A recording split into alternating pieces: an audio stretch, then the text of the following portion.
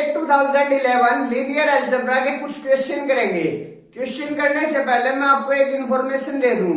हम गेट 2021 के लिए 5 जनवरी से एक टेस्ट सीरीज स्टार्ट कर रहे हैं लीनियर अलजेब्रा की। अगर कोई स्टूडेंट उस टेस्ट सीरीज को लेना चाहता है तो नीचे दिए गए नंबर पर कॉन्टेक्ट करे।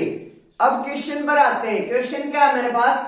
The distinct eigen values of the matrix these are the options.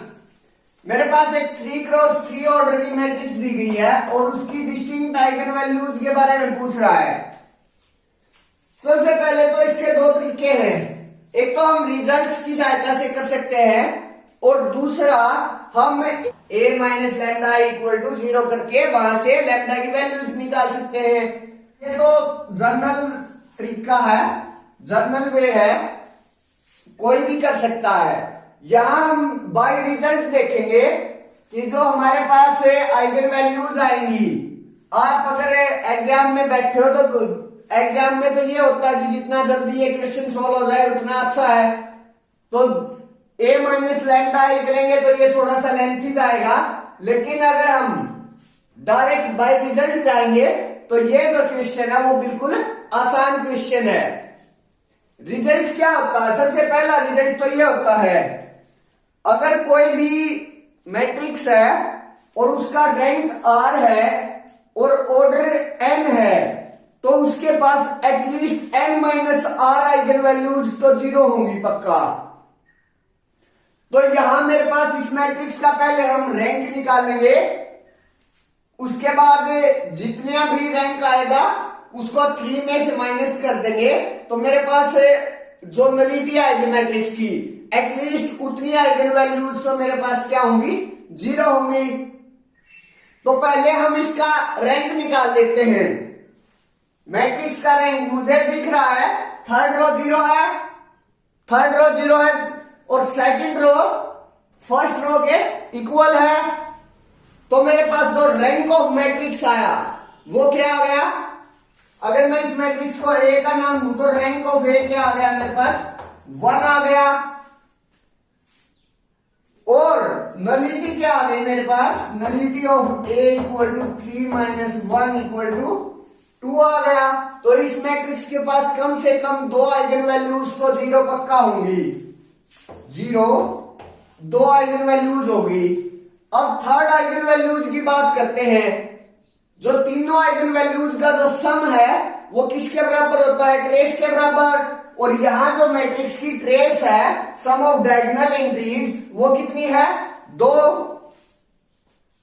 तो यहां से मेरे पास 2 आइगन वैल्यूज तो 0 है, लेकिन जो तीसरी आइगन वैल्यू है वो उसकी ट्रेस के बराबर हो जाएगी क्योंकि मेरे को ट्रेस भी 2 लेकर आना है। तो जो आइगन वैल्यूज हुई वो क्या हो गई मेरे पास? 0 0 2। अब पूछ क्या रहा हमसे? Distinct eigen values. Distinct eigen values कौन कौन सी हैं? 0 और 2। मीन्स ऑप्शन डी क्या दे रहा है? जो डिस्टिंक्ट आइगन वैल्यूज होंगी 0 एंड 2 होंगी। हाँ, means option D is right answer. Next question, question number 2 क्या है मेरे पास? The minimal polynomial of the matrix these are the option। Minimal polynomial की बात कर रहा है मैट्रिक्स की। मिनिमल पॉलिनोमियल क्या होती है? ऐसी मोनिक लोवेस्ट डिग्री की पॉलिनोमियल जो मैट्रिक्स को एनिलेट कर दे। अगर हम मैट्रिक्स को उस पॉलिनोमियल में पुट करें तो हमें 0 मिल जाए, ऐसी लोवेस्ट डिग्री की पॉलिनोमियल होती है मिनिमल पॉलिनोमियल। तो हमें इस मैट्रिक्स की मिनिमल पॉलिनोमियल निकालना है। तो सबसे पहले हमें इसकी CX देख लेते हैं, क्योंकि जो MX और CX है, जो CX में फैक्टर होते हैं MX में कम से कम लीनियर फैक्टर तो होते ही हैं। मींस जो आइगन वैल्यूज CX की होती हैं MX की आइगन वैल्यूज तो वही होती हैं, लेकिन हो सकता है उनका ऑर्डर थोड़ा सा डिफरेंट हो जाए MX में और CX में। ठीक है, तो अब पहले हम CX निकाल लेंगे। CX क्या होगी? अगर हम इस मैट्रिक्स को A का नाम दे तो A minus lambda into X equal to 0 put होगी वो सी एक्स निकालने के लिए।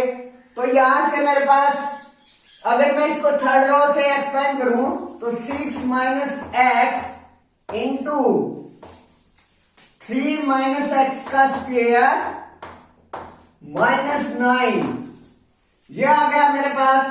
और यहां से 6 माइनस एक्स इंटू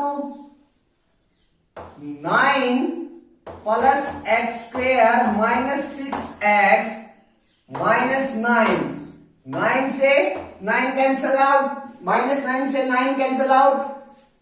तो यहां से मेरे पास क्या आ गया 6 माइनस एक्स इंटू, अगर मैं यहां से x कॉमन निकालूं तो x इंटू एक्स माइनस 6।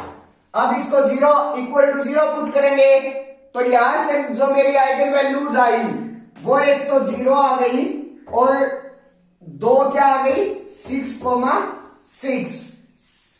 अब जो मेरी mx है उसकी क्या क्या पॉसिबिलिटी होगी, mx लीनियर फैक्टर तो पक्के होंगे उसमें, मींस एक तो x आएगा और एक x माइनस 6 ये तो पक्का आएगा। और दूसरी पॉसिबिलिटी क्या है x इंटू एक्स माइनस 6 का स्क्वेयर। अब हम इस x की जगह मैट्रिक्स पुट करेंगे और अगर वो जो हमारी वैल्यू आएगी वो अगर 0 मैट्रिक्स के बराबर आ जाती है, अगर इसी में आ गई 0 के तो मेरी ये mx ये हो जाएगी। अगर इसमें इक्वल टू 0 मैट्रिक्स नहीं आई तो जो मेरी mx है वो फिर ये हो जाएगी, क्योंकि हमारे पास दो ही पॉसिबिलिटी है। और सबसे पहले हमें लोवेस्ट डिग्री की mx जो है वो लोवेस्ट डिग्री की पॉलिनोमियल होती है, तो जो कम डिग्री के पॉलिनोमियल है हमें उसमें मैट्रिक्स की वैल्यू पुट करेंगे।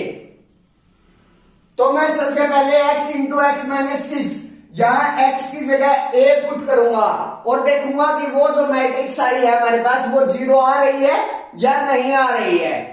मेरे पास a क्या है 3 3 0 3 3 0 0 0 6 इंटू में क्या आ जाएगा a माइनस 6i करेंगे, इस मैट्रिक्स में से 6i को माइनस करेंगे तो यहां मेरे पास माइनस 3 आ जाएगा, 3 as it is 0 3 as it is minus 3 0 और यहां 0 हो जाएगा 0 0 0।